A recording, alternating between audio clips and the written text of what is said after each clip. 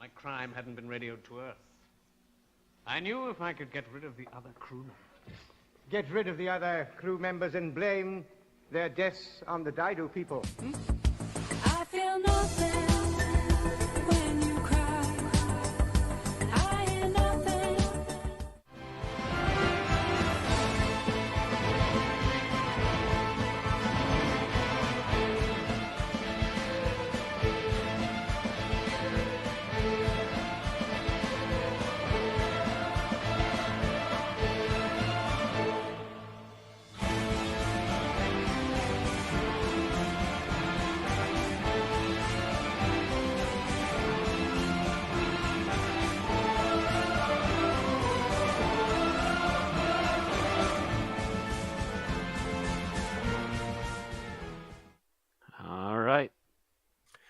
Welcome, Didonian Sand Beasts, Stranded People, and Didonian Extras. Sorry, there's not a lot to go with this episode.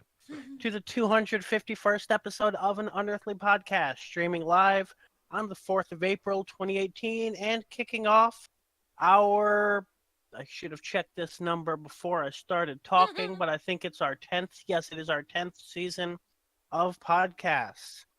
Okay, we're featuring The Rescue, written by David Whitaker and starring William Hartnell as the Doctor, William Russell as Ian Chesterton, Jacqueline Hill as Barbara Wright, and introducing Maureen O'Brien as Vicki Pallister. I am Bill Sylvia, the Man in Black, and with me are Mad Matt Winchell. My body is in pain. Randy Ronson McCulloch. I'm leaking from places I shouldn't be leaking.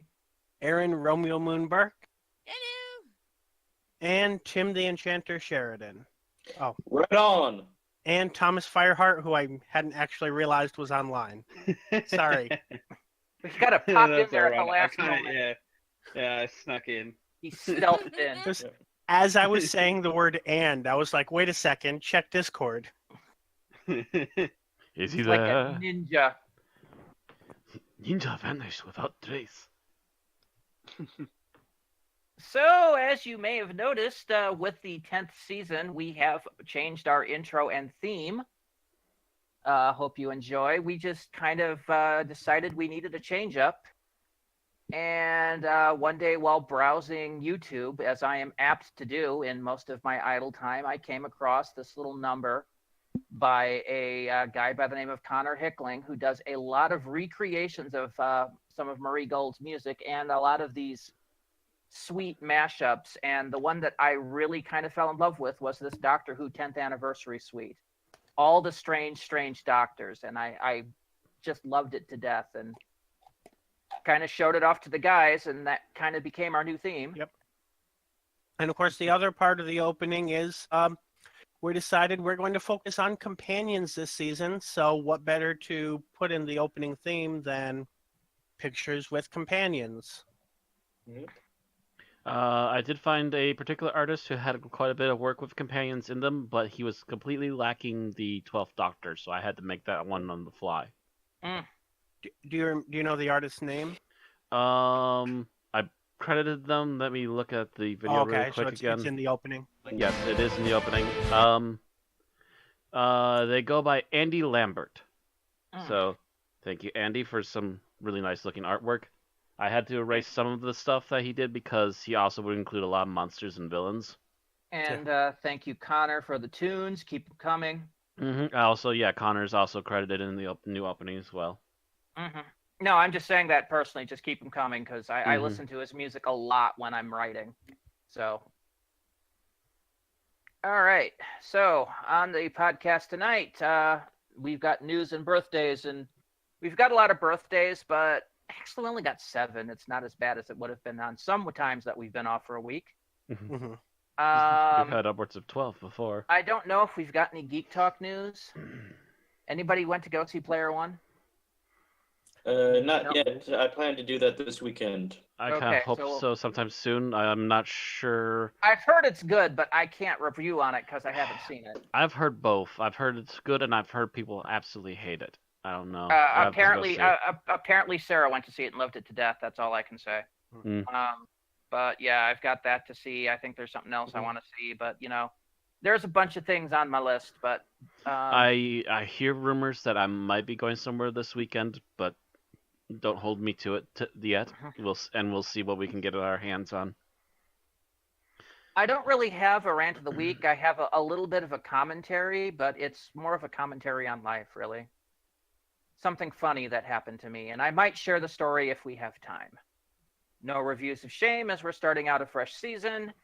I don't think we got any YouTube comments. And then, of course, the episode summary, our reviews and thoughts. So, starting out with birthdays.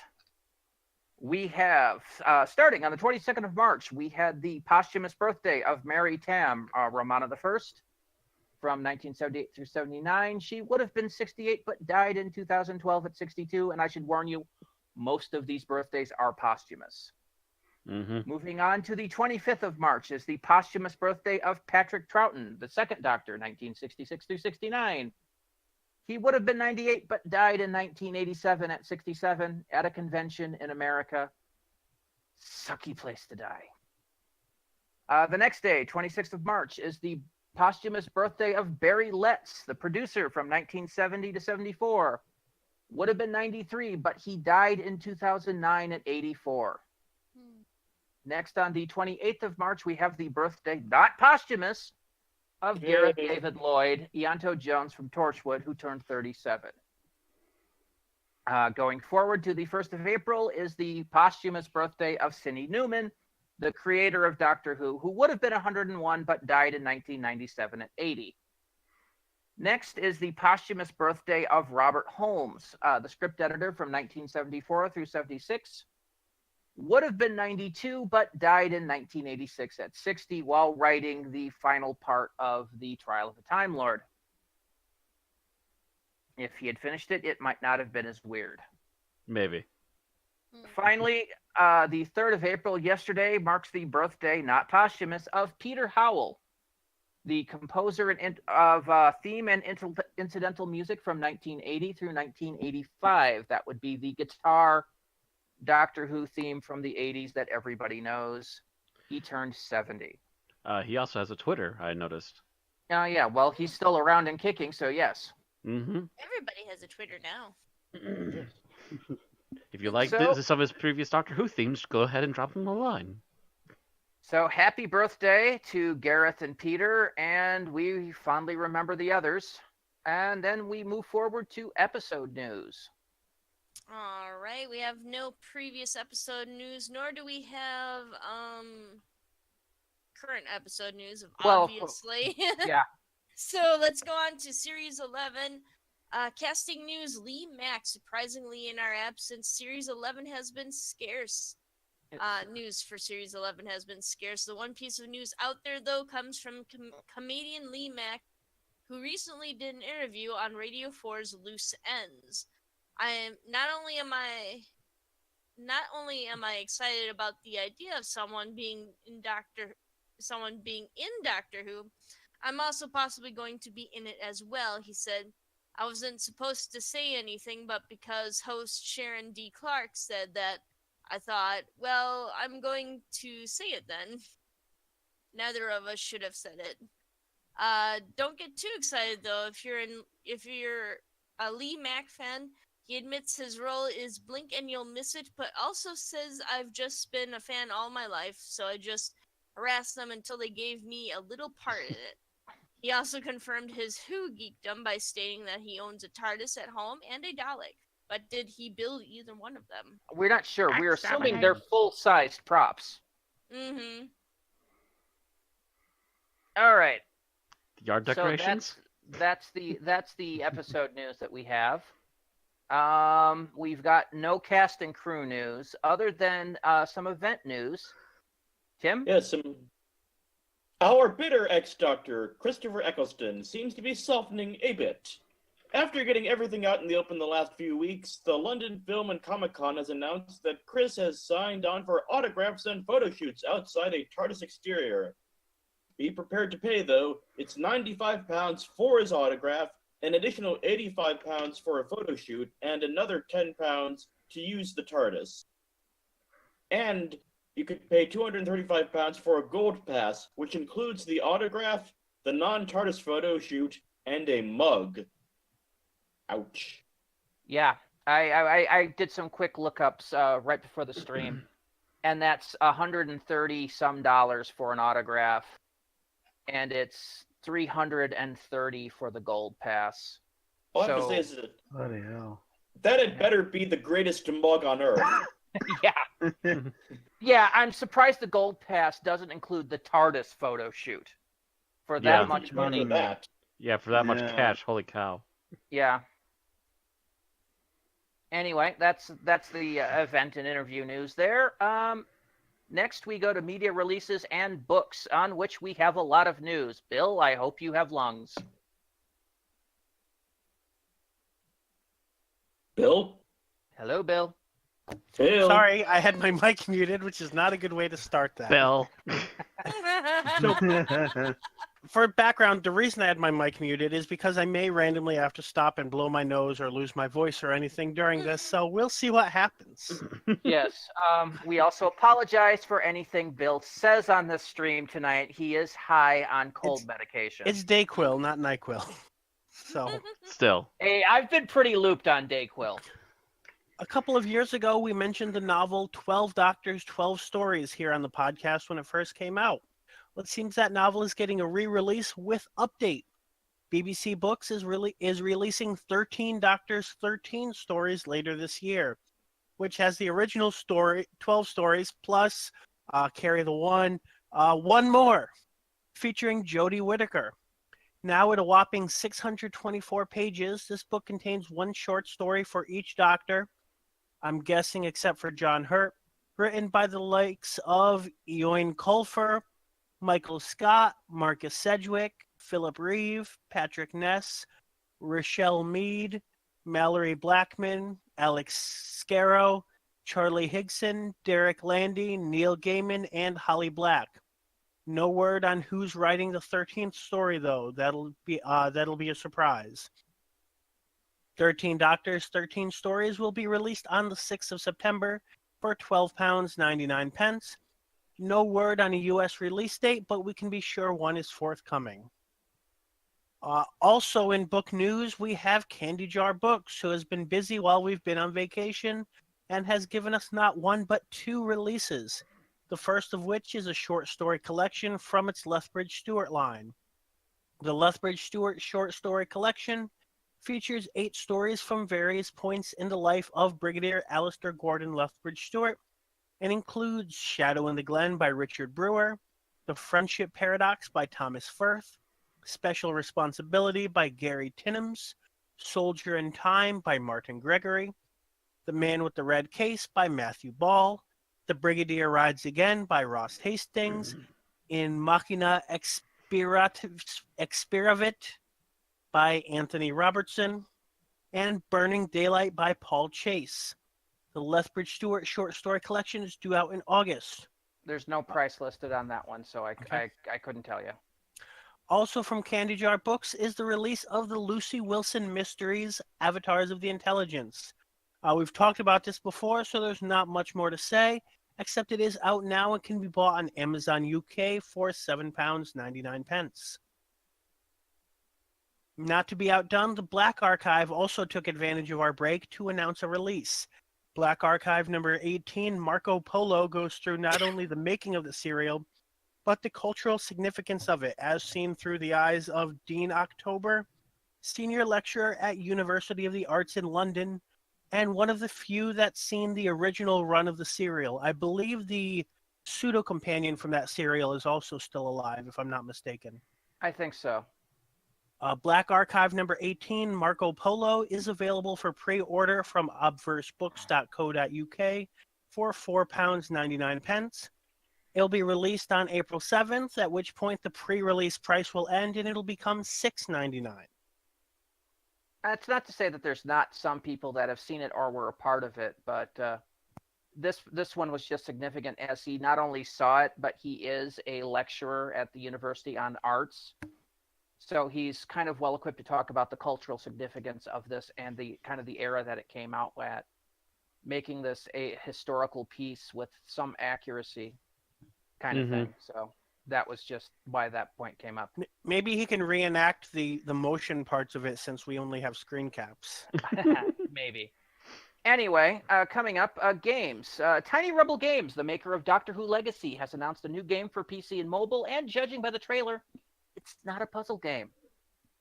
Doctor Who Infinity is the title and is a 12-Doctor story with Missy and Osgood, and seem to be focused on the Dalek invasion of time.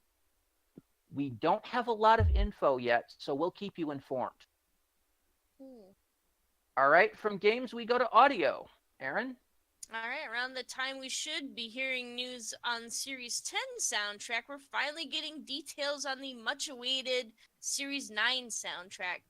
Due out finally on 27th of April in the UK, this 4-disc CD set will include general cues on the first 2 discs, the complete score of Heaven Sent on the 3rd, and the complete score of Husbands of River Song on the 4th disc. It is available for pre-order on Amazon UK for £15.91. No word yet on a US release, but I suspect it won't be long before it hits iTunes at least. I want to take a moment here and aside and just mention how much of a group of trolls the people behind making Doctor Who stuff is. Because a lot of these audio tracks have been released under unofficial names that have taken off on the internet. One of the most famous is the Doctor's Breaking the Wall music from Heaven Sent, which was titled Breaking the Wall and was reused by Murray Gold in Twice Upon a Time for the Doctor's Regeneration music. Well, if you go into YouTube and look it up, you can find it everywhere under Breaking the Wall. But we just got the score list, and I had to check the track list on disc 3, and I looked, and the track is called The Little Shepherd Boy. Really? Yes. Lame. That would have been my second guess. It is the story that he's telling while breaking the wall, but, or I think it might be the Shepherd Boy, one or the other, something like that. The Shepherd's Boy. Yeah, the Shepherd's Boy, by the way, is an actual grim fairy tale, and that's basically what the Doctor's reciting as he's breaking this wall. So, Ooh. Still, I think they had to be aware that the internet had already given it a name and deliberately chose one otherwise. Either that or Murray Gold has had the name picked since he composed the piece and just never released it, but was, Well, it's just and determined then enough it's that it'd just be the called release that. guys being trolls because they're just holding on to this for so dang long. I think there was some kind of legal issue. Anyway, moving forward to Big Finish. Yes, Big Finish, the finish that is big. Released on the 27th, Short Trips, The Turn of the Screw is the latest in the Short Trips line, and it features Paul McGann's 8th Doctor. It also features the voice of Yi Jitso, who played Chang Li from the 1996 movie. And it tells the story of Charlie Sato, a man who may have inadvertently have the most desired item in the universe. I'm sorry, that should have been inadvertently acquired, the most desired item in the universe. Acquired the most desired item in the universe, the Doctor's Screwdriver. Turn of the Screw is available from the Big Finish website for £2.99, download only. I just want to mention, for some reason, his character pronounces the name Sato, even though that makes no sense for anything, but I don't want to go off. Yeah. Right. Also, the Torchwood Monthly range returns with James Marsters as Captain John Hart in Torchwood, The Death of Captain Jack. The synopsis is as follows. Captain Jack is finally dying, and it's time for his oldest friend to visit his deathbed. King John has come to tell him a story, the story of the life he should have had. It's the story of Alexander the Great, sinking ships, falling empires, robot dinosaurs, and alien invasions. It's a story of love, royal weddings, murder, mass murder, genocide, and very tight trousers. It's the story of the life of Captain John, and it's the story of Torchwood. Be careful what you wish for. The Death of Captain Jack is available from the Big Finish website for £7.99 download, £9.99 CD, or as part of the Torchwood bundle for this and the following 7 releases for £55 on CD, £45 download. Now, I'd like to note, normally we don't do the synopsises anymore, but there was no way I could summarize that synopsis without just reposting it. It's so weird. Well, it's everything Okay. you want in a Captain Jack story. So, coming in May, the Fourth Doctor and Leela continue their journey in The Fourth Doctor Adventures Series 7, Volume 2. Tom Baker and Louise Jameson reprise their roles for the collection, as well as Gabriel Wolfe reprising his role as Sutek for the last two stories. This four-part series consists of The Shadow of London by Dustin Richards, The Bad Penny by Dan Starkey, and the two-part story Kill the Doctor and the Age of Sutek by Guy Adams. The Fourth Doctor Adventures Series 7 Volume 2 is available for pre-order from the Big Finish website for £25 CD, £20 download. Or if you haven't gotten Series 7 Volume 1, you can order them both together for £45 CD, £40 download. So we will now take a 5-minute break while Matt goes and changes his pants. Well, pardon me for finally having a sequel to one of my favorite episodes. But so that's really it for our news. I think there might have been some news I cut down for summary points. I think Bernie Summerfield is getting a new Big Finish audio collection, but the thing was basically we're making one and you can write for it. Contact us. So We're out of ideas. Give us some. yeah, that's kind of what it sounded like to me. That's basically it for news. There's not been a lot of news out of the production staff. They're keeping it really close to the chest. They might also be on break between filming blocks. Possibly. That's probably more the case anyway. Anyway, I had, like I said, a little micro thing I want to talk about. We've got time, so there are a few little times where technical mix-up occurs either by human error or machine error that makes magic. One of these was way back in the 80s. Anybody remember the comic strip The Far Side? Oh, yeah. Yeah, Gary Yeah. Larson. Cows. Anyone remember the comic strip Dennis the Menace? Yep. Of course. Well, there was a case where either because of input error or whatever, the captions under these two comics got mixed in one newspaper. The results of which were either very confusing or exceedingly hilarious. One of which I recall was Dennis looking at his father and saying, as the caption stated, "I can see your head fossilized lying on a shelf somewhere." I see your little perfect skull labeled and resting on a shelf somewhere. Yes. And, it makes sense if you read the Far Side comic with it. But, yeah, just that particular moment was magic. I experienced one of those moments this week. I was watching Star Trek, as I'm apt to do, on a channel called Heroes and Icons. It's one of those little subnet channels that you may or may not get off of one of your main sets. We get this on like 57 too, so it's coming to us out of Janesville. But it's one of these networks that only shows reruns, and they show a lot of Star Trek. Well, for whatever reason, yesterday, their closed caption system had screwed up big time, and I have no idea what it was playing. But it had absolutely nothing to do with the show on there. The episode of Star Trek involved basically the Enterprise being taken over to prepare for a new life form, and they needed Verteron particles for it, whatever. But the crux of the matter is, I was watching these captions, and some of them would made no sense. But one of the scenes is this life form is formed, and it leaves the Enterprise. There's nothing on the episode itself but music at the time, but suddenly the caption says as this thing floats away from the Enterprise, the caption goes, "Bye, Mommy." And I nearly fell off my couch. That actually reminds me of a story that I saw during the week.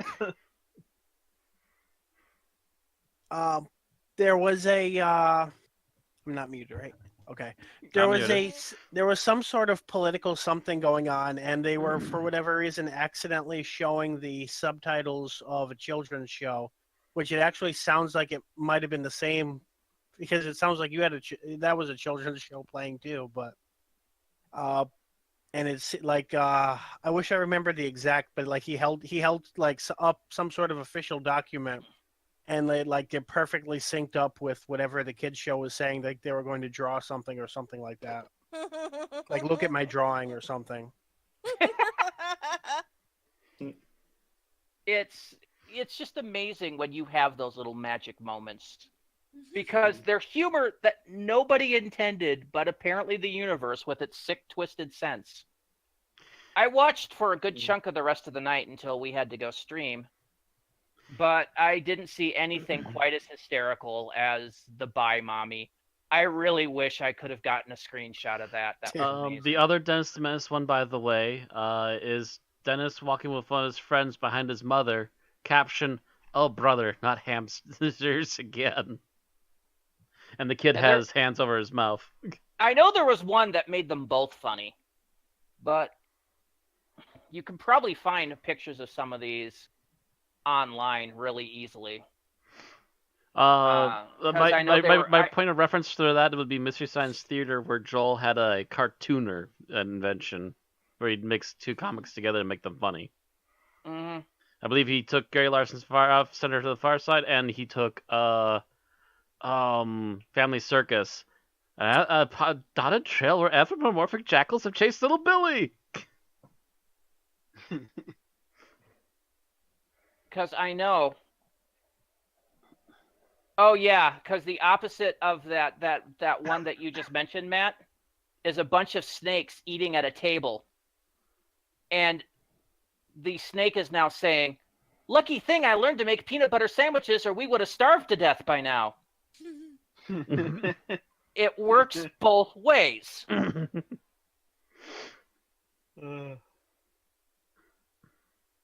Gary Larson included those in one of his books. That's why I was aware of them. Anyway, I just want to use that as a reference for the moments where, either human error or machine random errors make even magic. Funny things even funnier. Yes. Or even not funny things. Or make even not funny things extremely hilarious, yes. All right, so that's it. Yeah, that was all. That was just a little anecdote story that I saw, and it was funny, and I just needed to share it. That's good. So I believe it's down to me and Tim for covering the review tonight. Yeah, I think so. Unless, of course, Thomas wants to do it. Like I said, if you guys can cover the next few weeks, I'll catch you on the War Machines and in Inferno, and hell, I'll even do the Green Death after that too, because I love all three of those episodes to death. Spoilers. It's not really that big of a deal. I mean, anybody could do a little math on what we're doing and figure out what episodes we're showing. Well, they don't know all of them because we've done some of them. Anyway, I believe it's me, Tim, and Thomas are up for this, I believe. Any volunteers? I'll do it. All right, Tim wants to do it. All right. Whenever you want to start, Tim. Okay, so there's a girl named Vicki, and she's in a crashed ship with another guy, and she sees a beep on a radar screen, and she runs to the other guy and says, "Hey, there's a rescue ship coming." And the other guy is like, "Shut up, bitch! I'm working," And Vicki is sad, and says, "No, the rescue ship is coming. It's coming." And the other guy says, "Did you radio them to see it was a rescue ship?" It's like, "No, I thought I should tell you first." It's like, "Oh man, I'm too busy being melancholy and sad and despondent and Nietzsche-like." And so go there. And by the way, don't tell that alien creature walking around, because if he finds out there is a rescue ship, he'll kill us all. Da, da, da. And so Vicki goes back to the radar screen, and she sees the flashing light on the radar screen, and she calls up and says, "Is this the rescue ship?" And they say, "Yes, this is the rescue ship." It's like, "Have you landed?" It's like, "What are you, crazy?" Chrissy, we're 69 days away. I think it was 69 hours, actually. Yeah. Okay. We're 69 hours away. Is away. What you smoking? And Vicky is like, 69 hours away? But then, what could be this flashing light on the radar then? Cut to the TARDIS in a cave, and the TARDIS lands, but the Doctor is asleep, and Ian is like, well, that's strange.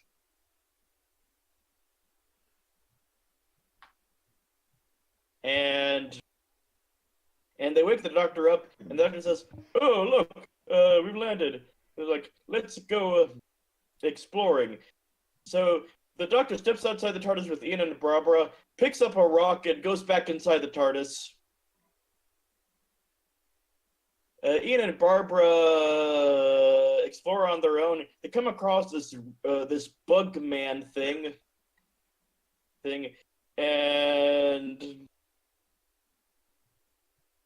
and Barbara falls down a pit and gets rescued by Vicki.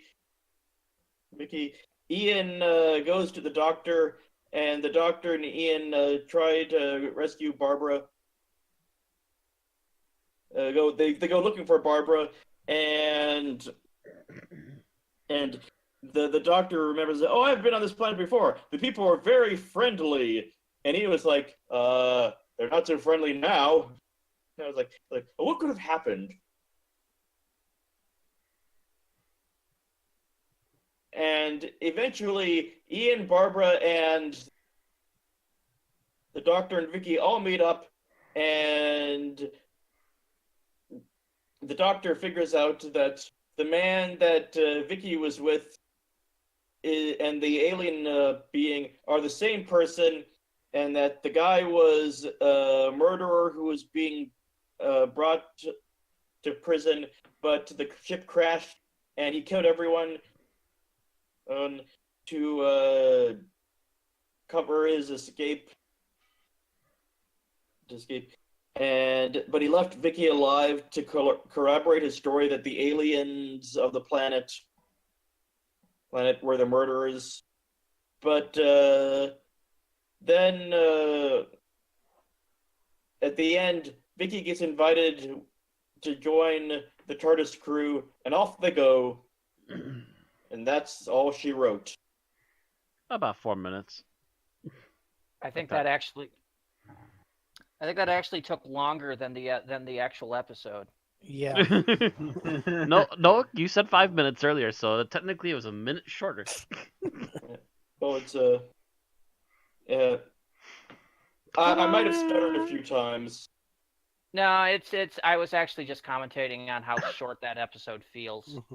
It literally feels like a blink and you'll miss it, but meh. All right, so we're going to go to what our likes and dislikes about it overall. And Aaron, you are up first. I totally don't have my notes up. That's your fault. Yeah, it is. All right, so my likes and dislikes. Overall, I liked Vicki in this episode.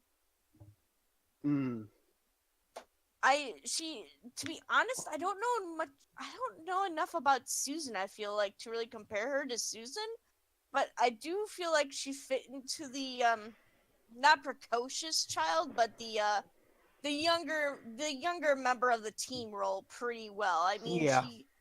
She had that fiery temper when Sandy got shot, and she pushed back against the adults, but then she always listened to Grandpa. She always listened to the eldest. The old man. Yeah, the old man took his advice, let her feelings against Barbara kind of subside, and began to work with Ian and Barbara and to try to find a way out of the mess that she was in. So, and she also showed that she was intelligent, but also still able to kind of fall into traps. But the odds were kind of stacked against her with Bennett kind of, hiding who he really was. So, she still had those feelings. She wasn't super intelligent like Susan, but she was still likable. Although she is also from the far future, so in Ian and Yeah. Barbara's terms, she's super intelligent. Mhm. Yeah, but she's still only human, which Yeah. technically Susan wasn't. Although we didn't know at the time whether she was Well, or not. we didn't know what they were, but they were from Right. either the far, far future or from an entirely different alien species. We didn't know Right, exactly. The because writers didn't either. but and they were keeping a very tight lip on it because of that. They didn't know until they decided to do the whole regeneration thing. But still, that meant that they had to play Susan very aloof and person outside of time view. Even though she was a child and would defer to her grandfather, she knew more about time travel and everything than Ian, Barbara, or anyone else. That made her more of an expert. Whereas Vicki, while she's from the future and can see things from the perspective of her place in space and time, is still just a human girl. And thus can fall prey to the normal things that humans do, including being naive to the people around you. Mhm. All right, Thomas, how about you? God, it's like now I gotta think because I was gonna say Vicky as well.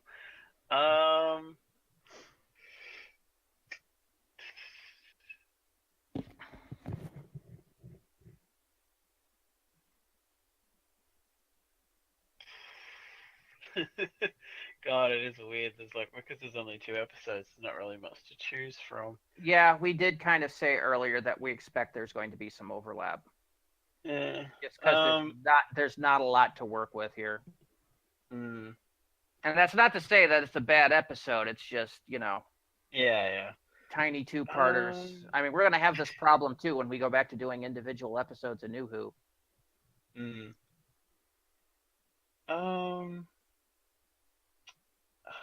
God, yeah. Aside from just Vicky, I can't really think of much, so I'm just gonna pass then. Okay. All right, Bill? So I think this, correct me if I'm wrong, but I think this is the first time where the Doctor comes in having history on the planet and is able to help solve the problem because of knowing that history, which became a staple of New Who, but it was not entirely common in Classic Who, and I'm pretty sure was unheard of before this particular episode, except for the Dalek invasion of Earth, which is a special story. It's a sequel. Mm-hmm. But I think this is the first time for a standalone story that happened, and it was kind of nice to see, partially because I'm used to it from New Who, but otherwise just because it's kind of a change for that era. I'm not sure off the top of my head whether or not he's done it before. Well, let me take a look He here. might have, but I can't guarantee it. I don't think, he didn't know anything about the Daleks. He didn't know anything about Marinus. He didn't know anything about the No, Sensorites. the revisiting of Dido. Yeah, this is the first time he does it. Mhm. Yeah. Talks about revisiting a planet that he's been to before. Yeah, other than this Earth. is. Yep. And there's really they haven't done much of an era that he's visited before on Earth, so he's still. This is the first time he comes out with some pre-knowledge. Right, except of course for the sequel story. Mm-hmm. It starts building up his science fiction credentials a little bit. Mm-hmm. Oh, I've been Getting- here before. Oh, yes, I know this planet. Yep. Great people, salt of the earth. Um. Not very talkative. Yeah. It's something that we will see again, but this is the first time it came up, so. I must admit, I hate it when it happens too much. Yeah, when it happens too much, it starts to get annoying, but do it Yeah. once in a while just to Yeah, like flavor in, in a little bit. Like in the first Slovene story is kind of out of left field completely, but I think here it's small enough and it's rare enough that it works. Well, I didn't even think it was out of that out of place in the first Levine story, but because it's like him sitting here going through a list of all the possible, Mhm. and I mean, eventually in that, coming and that, and yeah, and that it's not. I mean, it's kind of to develop a trait, so that Mhm. what kind of helps that. Like, it would be weird if every story was solved by him just like Oh, having I an know. encyclopedia in Yeah. his head. Yeah, this is the I'm the doctor, I'm massively old, and I know this kind of thing. Hmm. Which again, like I said, is good to have, but okay. So Matt, you're next. Okay, I have a bit of an odd one that I admired this episode for. Um, I liked the effectiveness of their cheapness. Essentially, like you got your main villain who's technically a guy in a mask that's effective, but obviously on the cheap. You got these extras in these monster suits. They're just odd enough that they almost work, especially in older, blurrier footage. And it's not human enough that you don't immediately think, oh, it's just a guy in a suit. Also, some of the set pieces seem to be recycled depending upon which set they're looking at. Like, some of the cave stuff gets recycled a couple of times during the episodes, but it's different enough that you don't really notice it too much. And it's just they're pinching their pennies where they need to, and they did it really well with this episode. Yeah, it was almost a bottle episode, but not quite. There's enough to it that it's like, okay, we're being cheap, but we're not being stupid.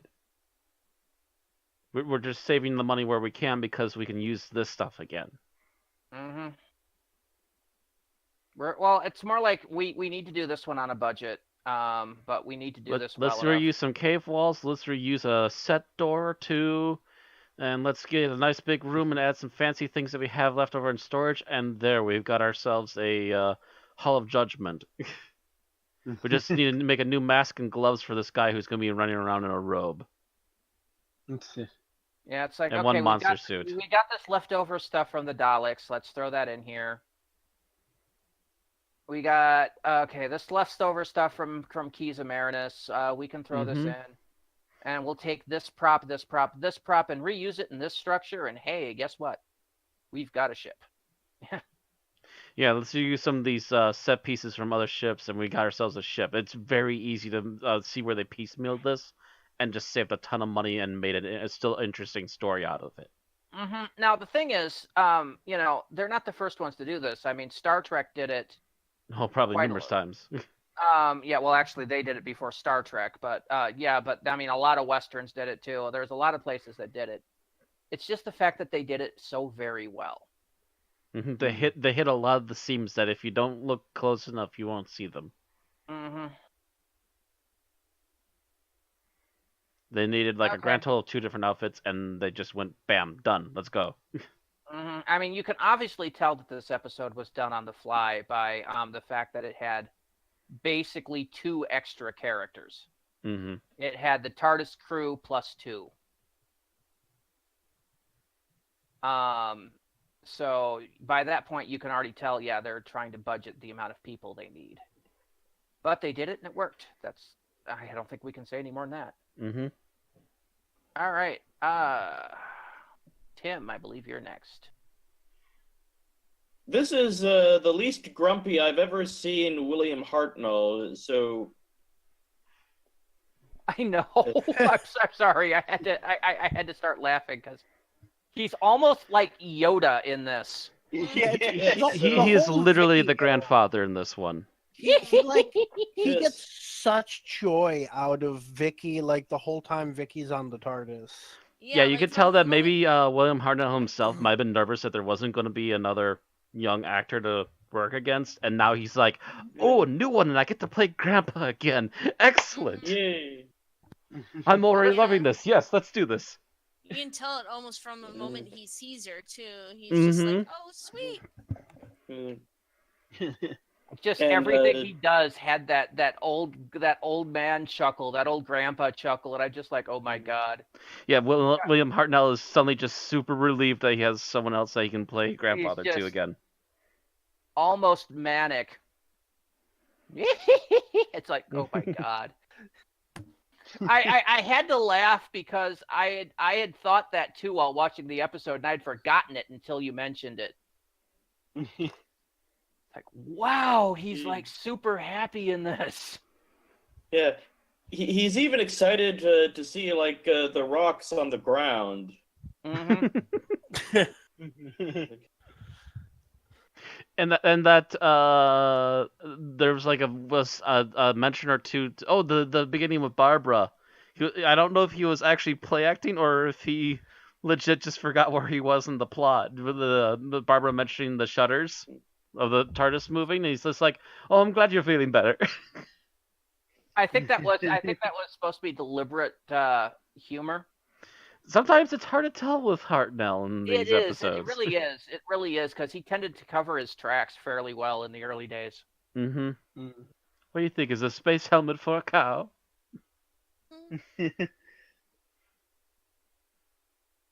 Oh.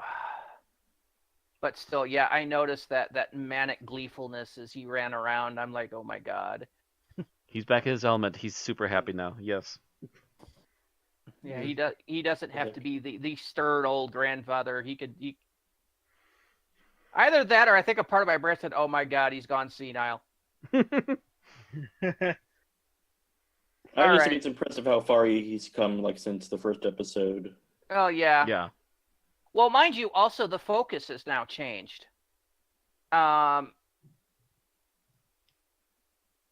Technically speaking,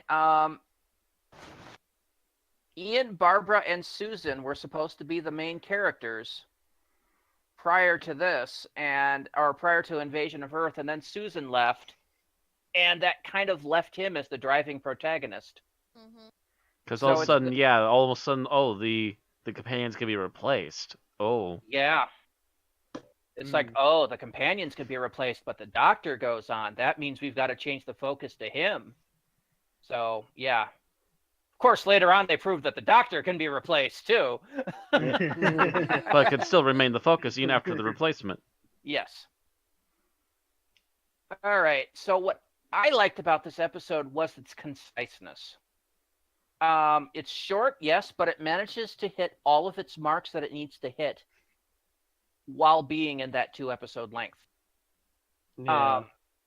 I mean, looking at it in retrospect, the new companion story, this is almost textbook new companion story. It has all the elements of bringing aboard a new companion. Person in trouble, Doctor taking a shine to them him showing off the TARDIS and them marveling, yada yada yada. It's all there. It's just done fast enough that it could get done, and I enjoyed that. It's like, wow, this is basically how to invite a companion onto the TARDIS in a nutshell. And this was the first time it had happened too, so it was like, wow. Be prepared to see a lot of it. Just wrote the book as they ran out the door. Yeah. It's be prepared to see a lot of this as time goes on. All right. So what didn't we like? And Aaron, you're up first. Well, trying to think. To be honest, I don't think. Well, maybe. I think maybe if it were a little bit longer. Maybe if we had seen a little bit more of the prologue, like maybe if it were a 3-parter, possibly even with the prologue of Vicki and the other crewmates going off, or Vicki being left behind and the rest of the crew being blown up and whatnot. Seeing a little bit more extra stuff along with that. But then you'd have like almost an entire episode where the Doctor and the companions wouldn't even show up then. So. Yeah, it would be like another mission to the unknown. Or And they there didn't would want be to a, risk that. or there would be a whole bunch of clips like, like they're going along their business, and we cut to the rescue shuttle that's not there yet, and then the rescue shuttle that's almost there, and then the rescue shuttle that's going to land soon, and that would probably just be a big waste of time. Yeah. But yeah, that's really the only thing I can think about, to be honest. All right. Anybody else have any other opinions here? Thomas, how about you? Honestly, I'm kind of in the same boat. Like, it's kind of both a positive and a negative that this is so short because while it makes me want more, it's also like, I don't know, could you really stretch it out any further? Yeah, I would worry about adding too much fluff. It already had a pinch of fluff in it. Yeah. But yeah, aside from that, I don't really have anything. Okay. Bill, how about you? Yeah, I think I'm gonna pass. I don't really have anything. The episode's too short to really have anything. All right. Matt?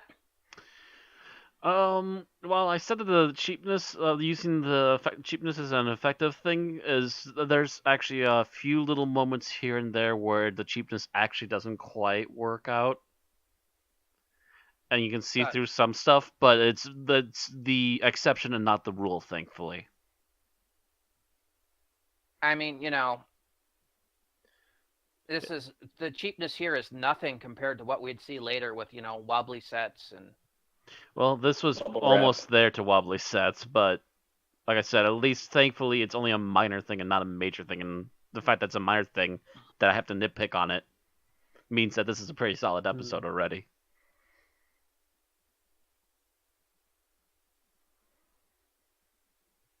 Okay. Tim, how about you? Thinking, I wish we could have seen more of the real Didoites. Didodians? Didodians that show up at the end and just plop the Doctor outside the TARDIS and then break the radar thing. Actually, I like your idea. What I would have done is cut off a little bit of the fluff and actually added at least a quick moment of them dropping off the Doctor. Yeah. Actually, yeah, going back to it, yeah, like that's something that did actually confuse the hell out of me. Yeah, they just suddenly cut away to inside TARDIS. Wait, what? Yeah. And at first I honestly thought those were like supposed to be crew members or something, or like a hallucination or whatever. And it's like, no, they're actual people. Wait, what? Yeah, there was a time where I thought maybe they were stage ninjas. They've been lurking here the entire time. You just didn't notice until now. Huzzah!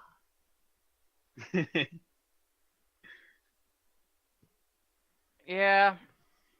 I think that was the point. It's like, oh crap, we're actually up against the time wall. How do we end this quickly? The Didonians, they're not all dead. Boom, they're there. Yeah. It's like, well, how the fuck did that happen? How's a? And then immediately, bam, we're at the TARDIS. Wait, what? Okay, we need to do the conclusion of this, and we need to get done. Okay, let's go. Plot threads are coming together so fast, you're gonna need to wear eye protection. All right, so my only real beef about this is the villain. I really think they could have done something more with him.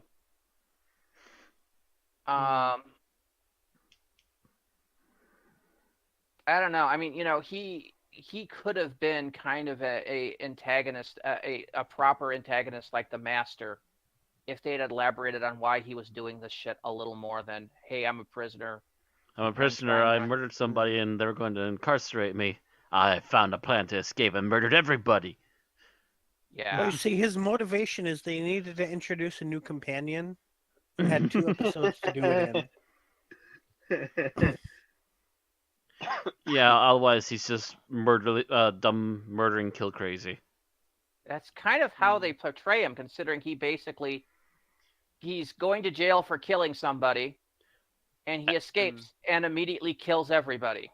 I just realized, actually, Randy, you know what this guy is?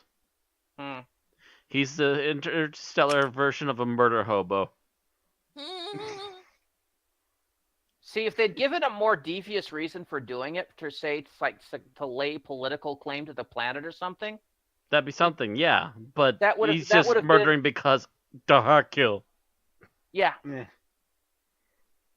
Perhaps the planet. They kind of. Perhaps the planet had a resource or something. I mean, that would have been a slightly better plot. Not that there's anything particularly wrong with this plot. It's just it could have been It's more. just a bit weak sauce. They could have explained a lot more into it very easily. Mm-hmm. I am kind of glad that they didn't go into. Well, I don't know how good this reference will reach, but that they didn't go full Z for Zachariah with it. Where that's like a dude kind of shows up out of the blue that this girl's kind of stuck in this little pocket that I think I read that. That hasn't been touched by basically nuclear. Yeah, it's a devastation or post-atomic something. horror. Yeah. No. Yeah, I had to read Yeah. that for English class, I think, one year. And like, I'm kind of glad they didn't go full on like that, because that means he would have been interested in other stuff from Vicki. Which, Yeah. You know, Oh, would have been defeat. yeah, no, Yeah, let's yeah, not. Yeah, that this is remember, this is a children's show at this time. Yeah. Cause ew. Yeah. Yeah. But no, if he had been doing this for political reasons or to try to basically be able to do some kind of planetary claim on it, Money. it would have been yeah. it would have been a plot worthy of the Master. But instead, we get, I killed people, and I'm solving my killing people by killing more people. And then escaping here. You're showing up, I'm Herpeter. going to kill you too. Yeah. Mm-hmm. It's like, dude, you're wanted. Your name is in the system. Where the fuck are you going to go? Well, like he said, he hadn't been actually reported back on yet. Because the ship crashed before he could get reported on. You know, I think I've seen like slapstick comedy skits with the plot as you just described it.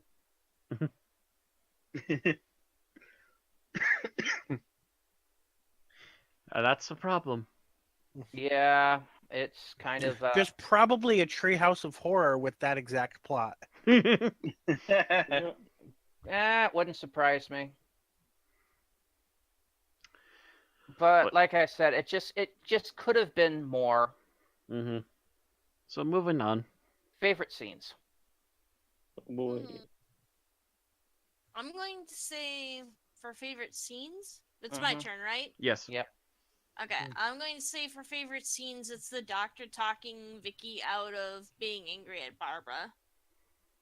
You know, Damn. just That's a trying to good get her scene. to put it behind her and move on and everything so that they could try to get out of there. So, you know, and he's not really that condescending. He's just trying to be, you know, gentle but also honest. Mm-hmm. I think that's a good example of like how far the character came, because if this scene had happened in like The first earlier in season. the season, A season the first earlier? season Yeah. earlier, like he would have been condescending and is like, Oh, like, come on now, "Don't be hush, such a child. Just baby." go behave. Yeah. Yep. You know, it's like the doctor only really did that because he was actually her grandfather. And probably foster parent. You know? Possibly, yeah. We're not sure what happened to his children. Yeah, we don't know what happened to the doctor's kids. But actually, we do kind of know what happened to the doctor's kids, but only by that really sad look he gets when thinking about his family. So, we don't know at this point, but we know later that something happened and they died. Unless So- they died during the Time War, so. who Well, the knows? Time War didn't happen until later on. I know but I mean, we don't see that sad look until after the Time War, so Yeah, we don't know if it's happened happened yet. It wouldn't explain though why he suddenly absconded through time and space with his granddaughter, unless for whatever reason. Yeah, Right. there must have been something else. Yeah.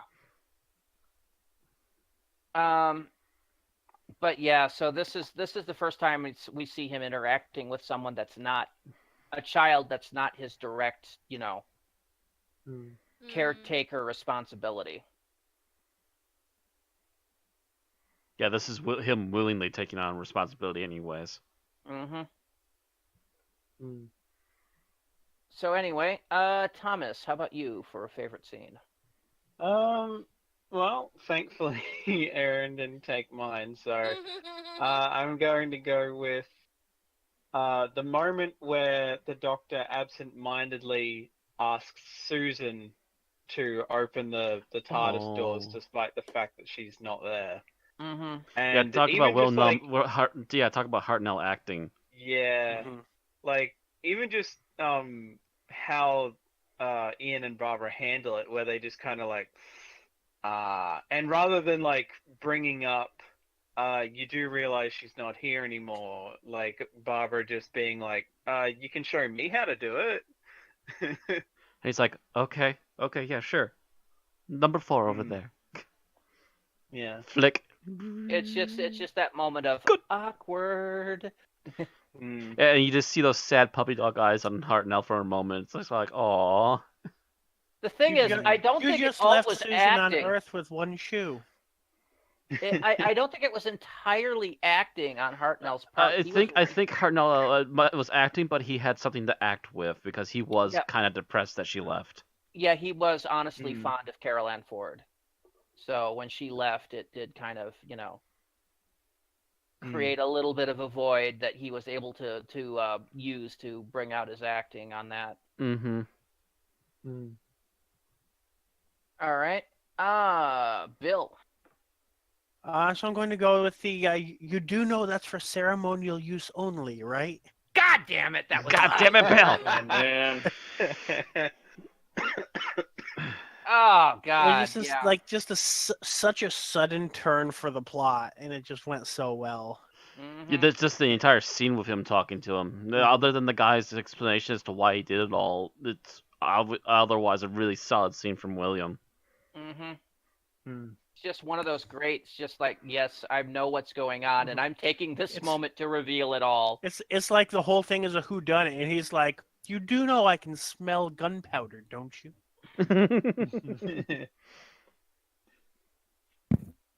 Yeah, it's just the moment of awesome. No, I was hoping you were going to go on, so why did you do it? Yeah, that was my favorite scene as well. I enjoyed that because it was just so great of a perfect reveal. All right, Matt. My follow-up to this? Oh gosh, my other follow-up was taken. Trying to think. I'm going to go with the Doctor wakes up in the TARDIS at the end, steps outside to talk to Vicki a little bit, comes back inside, and immediately everyone's just like, "Can we bring Vicki? Can we bring Vicki?" Like it wasn't just the Doctor. Like the other two also agree. You know what? We kind of like her. She's not that bad for a kid. Yeah. In retrospect, Vicki lasted about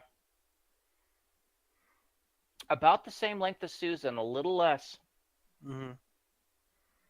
Yeah, about a season. Because Susan lasted a season and an episode. Vicki lasts until the Mythmakers, which is exactly story 3 of season 3. So.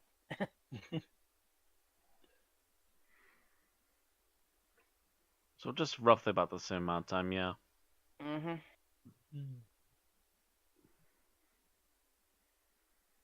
But yeah, it's one of those. It's just one of those. Yes, yes, she's following us home. Can we keep her? Yeah. And also the Doctor later revealing, well, they probably aren't going to allow those people to come down to this planet anyway, so somebody's got to do something to help Vicki out. She's kind of stuck here. Yep. Well, yeah, after what happened, there would be extra reluctant to let them on the planet. So, yeah, Vicki would have been completely stuck if she hadn't been put on the TARDIS and sent on her way. Because after all, I mean, they did. These people were on the planet, and they were basically murderized by the kill hobo, by the murder hobo.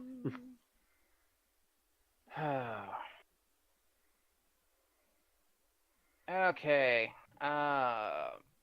Tim? So my first ones was taken. So I think as a good follow up to that scene is the scene where the doctor is exploring the ship and he finds the old tape recordings that Bennett has been using to fool Vicki.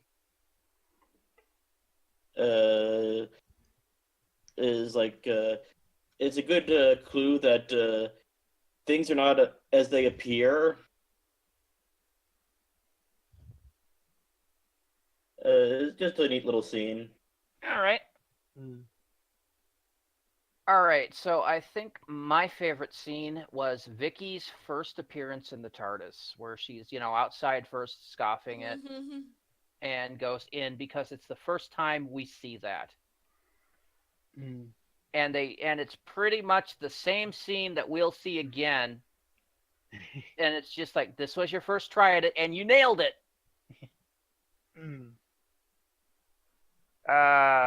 It's bigger on the inside. I don't think that line was actually said, but the level of wonder at it was there. So, I believe the actual line from her was, "It's so much bigger on the inside." Oh well, then she did say something close. She got very close to it. Yes. Yeah.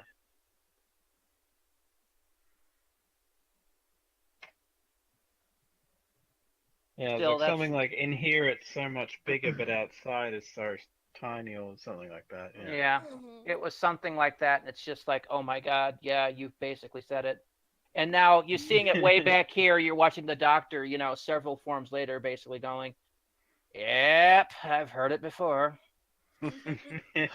That's what, number 52 at this point? If the doctor ever started doing that, the amount of times I have heard this phrase uttered. Just imagine a doctor that you get, it's bigger on the inside. 52. 813. I could just imagine somebody like moves a panel and there's like a tally and they're like, is this tally what I think it is? Absolutely.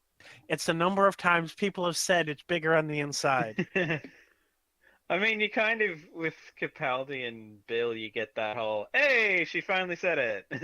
kind of.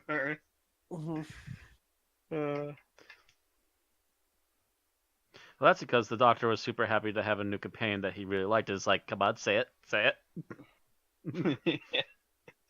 This coming off the "I'm never having another companion again" phase. He had a very good recovery.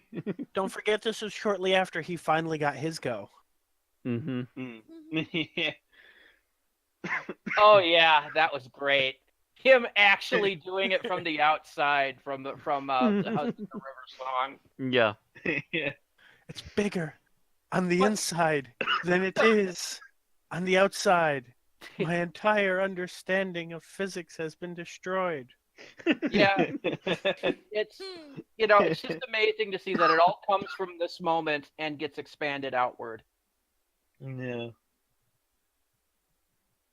Okay, so what didn't we like? And Aaron, you're up first. Scene. I'm actually going to take a pass because there's a few scenes that they could have messed up, such as Barbara falling off the cliff, but I felt were still done pretty well, so. All right. Thomas? It's kind of nitpicky, but at this point, go for it. Yeah. But the scene, like, where Ian, like, trips on that thing and sets off, like, these blades to come out of the wall. When they started coming out, like, at the bottom half, I was like, just stand sideways. You'll be fine. Like, and just, the doctor can sort it out or whatever, and they'll retract. And because there was clearly enough room for him to just kind of stand sideways, and they probably would have just passed right by him without problem.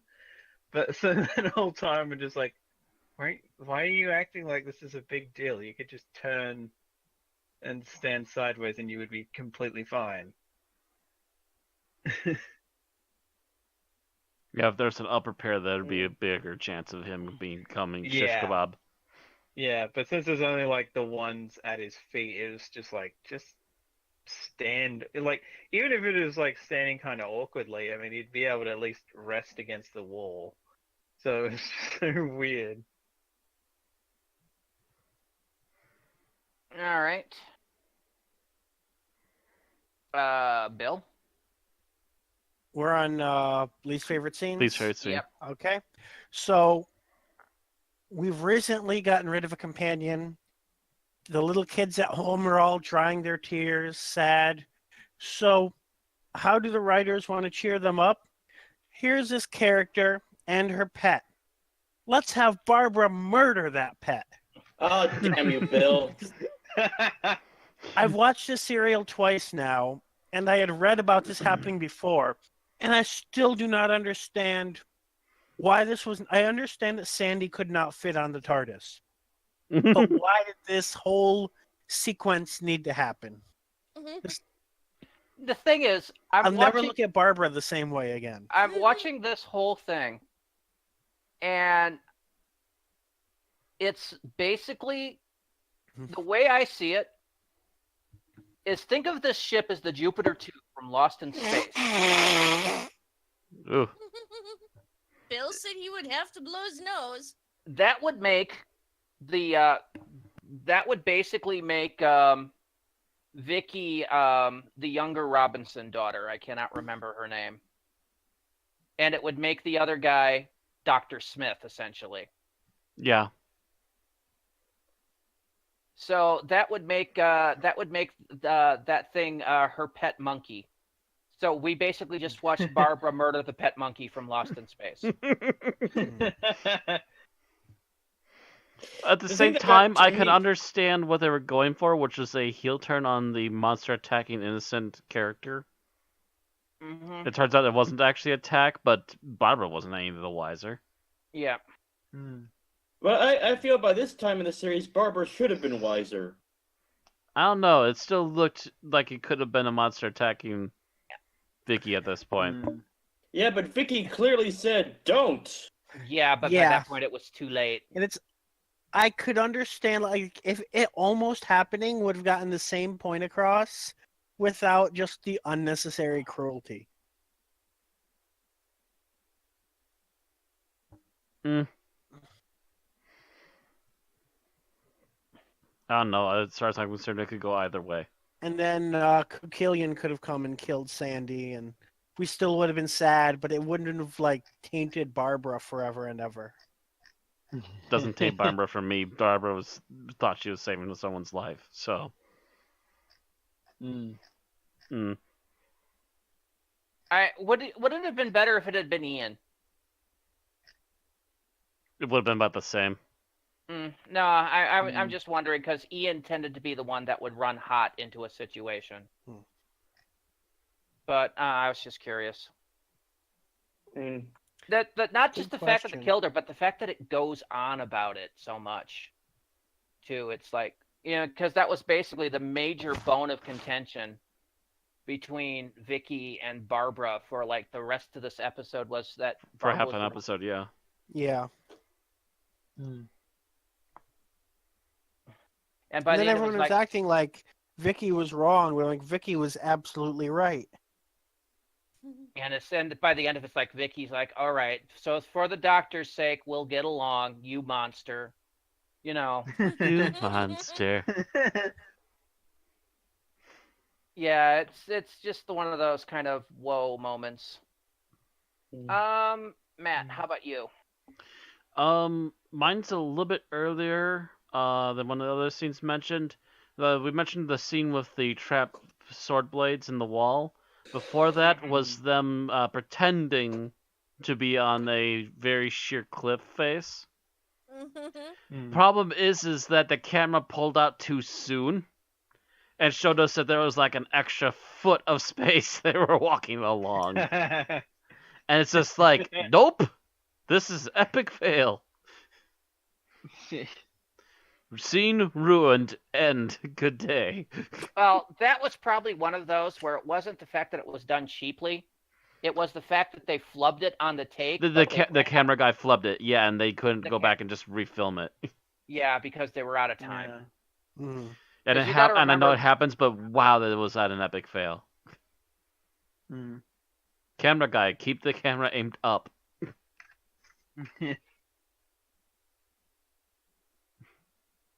Either that, or while the camera guy's there, he heard the tea lady in the background. It's just like, I gotta go get my tea.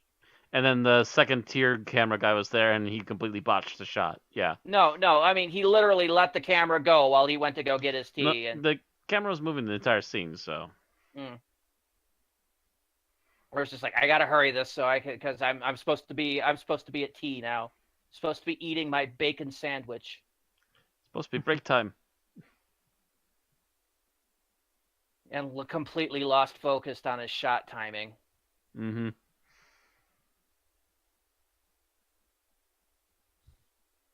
All right. So Tim, you're next. Oh, all my ones have already been taken, so I'll just pass. All right. Leaves it to me. Did I have one?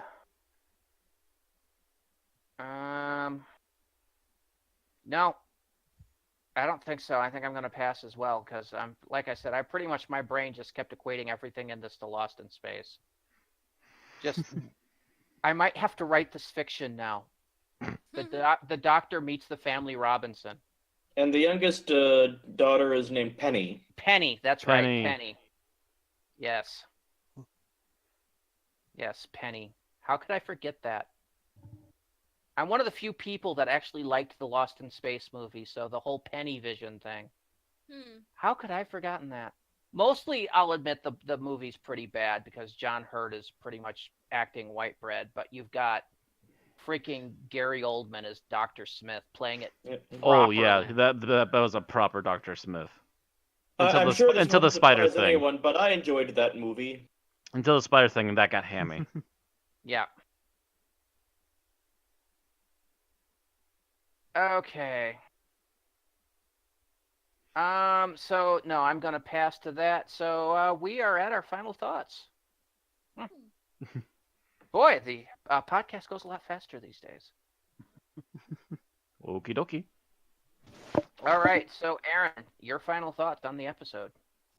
I enjoyed that while it wasn't the most action-packed episode a story we had, I do enjoy the fact that it was kind of short and that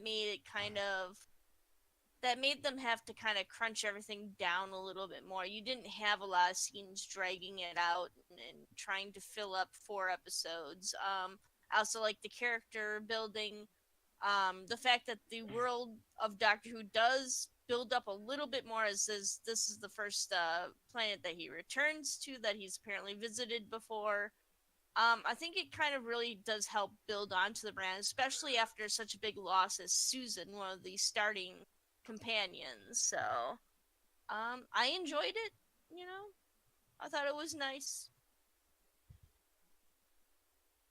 All right. Thomas? I think an easy way to compare, like an interesting comparison that I started making in my head was, I was kind of easy on the King's Demons, I think it was, which is another 2-parter, because it was like, well, this was kind of bad, but at least it was only 2 episodes. This one was like, oh my god, I almost wish there was at least like a 3rd episode because I actually really liked it. So, yeah, but if at the there's a same- 3rd episode, would they have fucked it up? yeah. So honestly, with the time they had, I think they did about as well as they could have, and it actually made me want to just straight away start watching the Romans, to be honest. I did. Of course. I think I was like 3/4 of the way through the Romans when Aaron got home. I know Bill had said, yeah, this is a short episode. Do we want to watch the Romans? No, we don't want to watch and rate the Romans alongside this because, to be honest, right where this episode ends and the Romans properly begins, there's a month time skip. Mm, So true. that kind of would make reviewing it kind of a pain in the ass, Mm. or trying to review them combined, I should say. So any more of that getting to know you feel is lost in the month time skip. Mm-hmm. Yeah, I think it starts. Doesn't it start with someone like, haven't we been here long enough? Like, why are we just chilling? Yeah. Yeah, basically, yeah, the Roman starts with Ian. They've Ian lying back on a Roman bed eating grapes and mentioning to the doctor, so are we planning on leaving anytime soon? And we've been relaxing here for a month now. Okay, so now we know they've been gone a month. But that means by that time everybody's gotten a chance to adjust and adapt to each other, so you lose all that. Mm-hmm. Go ahead, go on, and finish your statement there, Thomas. That was about all I had. Okay. Next. Sorry, I kind of took over for you. That's all right. Bill. Okay. I think it's a pretty good introduction for Vicki. Short and sweet. It has that one like major dip of that whole scene, but other than that, it's pretty well. Not much to it, but it doesn't really need to be. All right. Anything else? That's it. Okay, Matt. Very sweet and to the point. Not a whole lot of fluff. Not a lot of over-the-top action, but there's enough intrigue and interest that keeps you paying attention to this episode. The Doctor is probably in his element even more so than he has been in the previous run of this series so far. And he and Vicki seem to take off really well as Doctor and companion. And while she needs to be coaxed into it, she finally does accept Ian and Barbara. I wish there was just more to do with the villain. And also a little more explanation as to where the Didonians came from. But other than that, it's a pretty solid, fast episode. All right. Tim? I think the joy of Hartnell is the engine that drives this whole episode. Another thing I liked about it was the fact that it's like revealed that Burton and Bennett, that guy, and set up that the alien, the Didonian that everyone is watching are the same person. Because that actually took me by surprise because I didn't even know that this is where the storyline was going. I did notice, like, it seemed to me that there seemed to be sort of they were trying to do a message about xenophobia, whereas, like, everyone sees, like, this bug creature and they're all afraid of it, and they're all immediately, and Barbara sees Sandy and immediately kills it, contrasted with the Doctor saying, oh no, these people are quite friendly, like, they're the jolliest blokes who ever did see.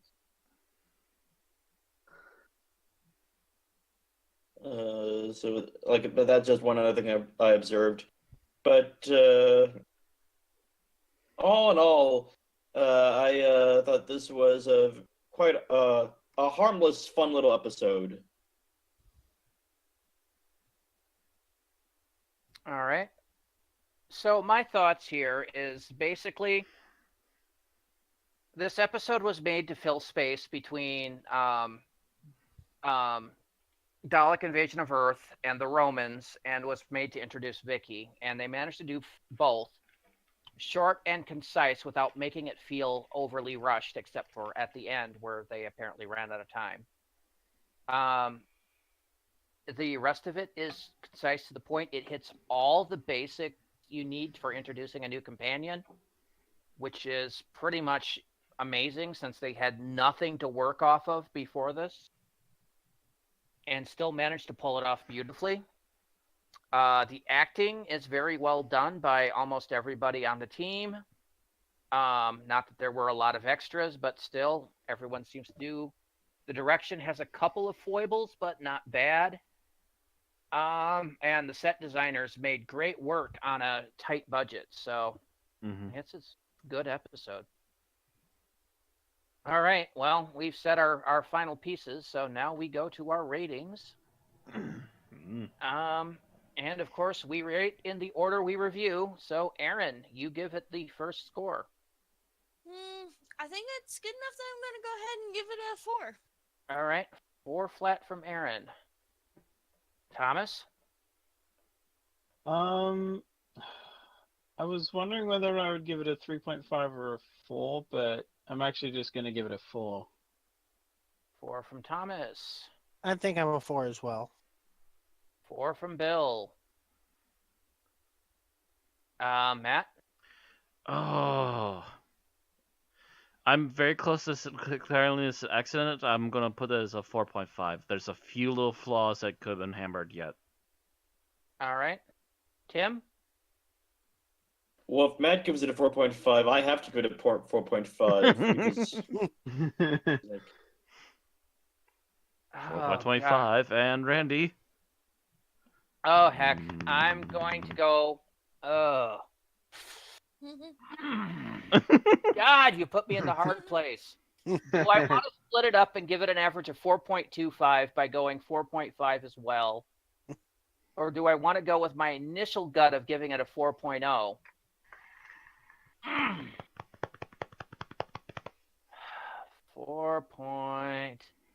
God damn it. God damn you people. yeah. God damn you people and your split voting. You know what? I gotta like it. 4.5. Woohoo! It does everything it needs to. I can't argue for that. 4.5, which will give it an average of 4.25 or 4.3 by that rating. And that will make sure that went all the way through. Yes, it did. And wait a minute. Something's being recorded wrong. Well, it wouldn't be a 4.3, would it? It'd be something slightly off. No, it's the spreadsheet. Oh. Give me a moment.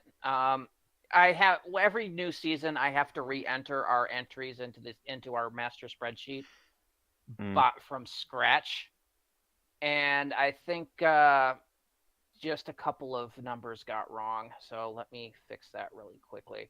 Sorry about this. New season screw ups. Okay, and then Tim's would be, yeah, just it's trying to pull the wrong column. Let's see.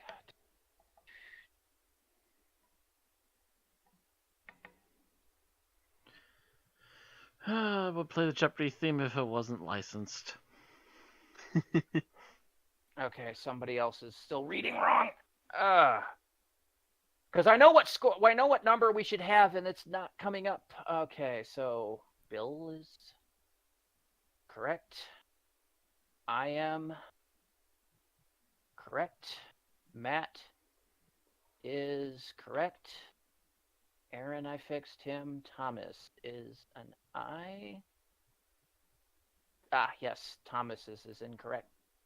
And will be fixed now. There we go. Now it's reading right. Now Yay, it says reading 4.25, 4.3 on this, which is going to put it. Fortunately, this will not happen again, folks, at least not until the beginning of next season. And be prepared for the wait again. So anyways. It comes up. Hang on. Oop. Crap. I missorted the data. God, I am not hitting any. I'm not hitting any high marks tonight. All right. There we go. Every minute, the rating of this episode goes lower. 4.3 puts this at. There we go. Drum roll, please.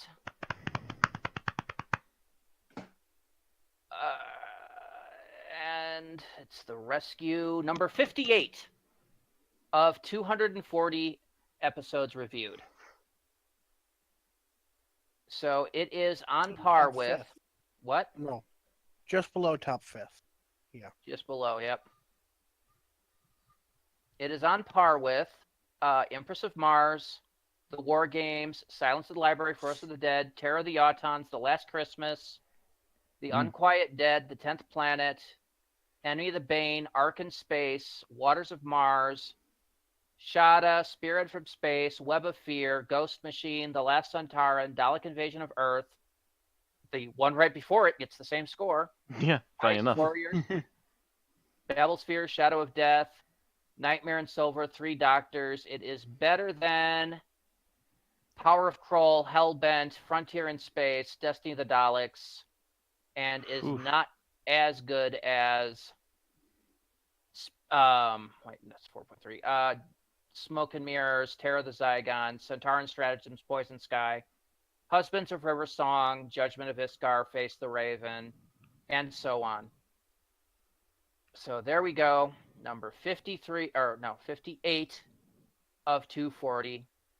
All we have to say about the rescue. Top quarter. Take us away, Bill. All right. So if don't forget to follow us on Twitch and subscribe to us on YouTube so you can keep getting our new reviews. You can also like us on Facebook and follow us on Twitter. And if you want, you can head on over to patreon.com/Unearthly Podcast to support us. All right, next week. Well, we've already done Steven's introduction and Ian and Barbara's goodbye in the chase. So we'll move on to Vicky's departure. We're going to have to delve into this Telesnaps episode for this one. It's going to be The Mythmakers, written by Donald Cotton and starring William Hartnell as the Doctor, Maureen O'Brien as Vicky, Peter Purves as Stephen Taylor, and introducing Adrian Hill as Katerina. Oi. That'll be coming up next week. See you all then. Yes. Bye-bye, folks. Pretty well.